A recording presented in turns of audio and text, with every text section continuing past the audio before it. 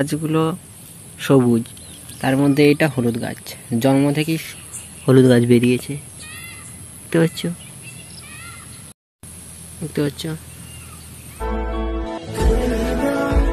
হে guys, good morning. তোমরাকে সবাইকে স্বাগত জানাচ্ছি। এখন বাজছে 6:20 আর আমি আমার ব্লগটা শুরু করছি।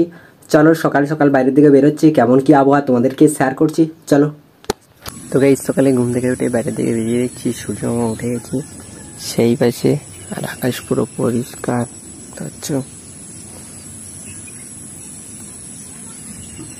আর আমি এখন এই পাশে ভিডিও আপলোড করছি। আপলোড করে দিয়ে তোমাকে এখন আবহাওয়াটা শেয়ার করে দিয়ে এখন বাড়ি চলে যাবো।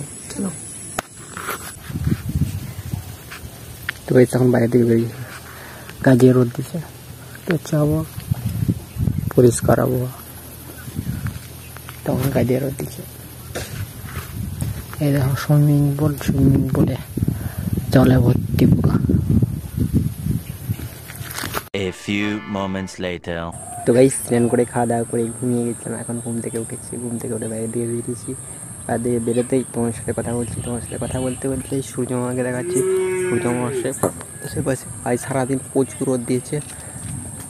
এখন 2-3 দিন পুরো রোদ দিয়েই যাচ্ছে, জল পুরার নাম নেই।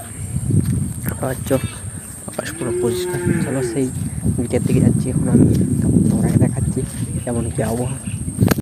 কত সুন্দর, বিরাট সুন্দর রং করিয়েছে। তো হচ্ছে সূর্যমার সাইডে দেখো আকাশটা কত সুন্দর দেখাচ্ছে। আর এইদিকে দেখো, এইদিকে আকাশটা কত সুন্দর দেখাচ্ছে।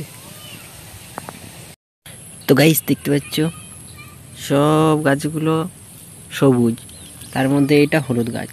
জন্ম থেকেই হলুদ গাছ বেরিয়েছে। দেখতে পাচ্ছ? চাঁদেরটা দেখিয়ে দিচ্ছি। সব গাছগুলো সবুজ বেরিয়েছে, কিন্তু এটা হলুদ জন্ম থেকে। তো ভাই, আমি এখন গরমে চলে এসেছি, এখন ভিডিও করবো। চলো।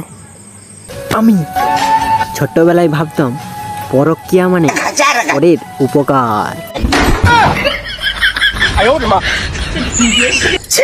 তো বেশ, আমার ভিডিও করা হয়ে গেছে। আমার ভিডিওটা শেষ পর্যন্ত এখন সবাইকে ধন্যবাদ। আমার ভিডিওটা ভালো লাগলে লাইক করে দেবেন, সাবস্ক্রাইব করে দেবেন, বন্ধু করে শেয়ার করে দেবেন। পরবর্তী হবে।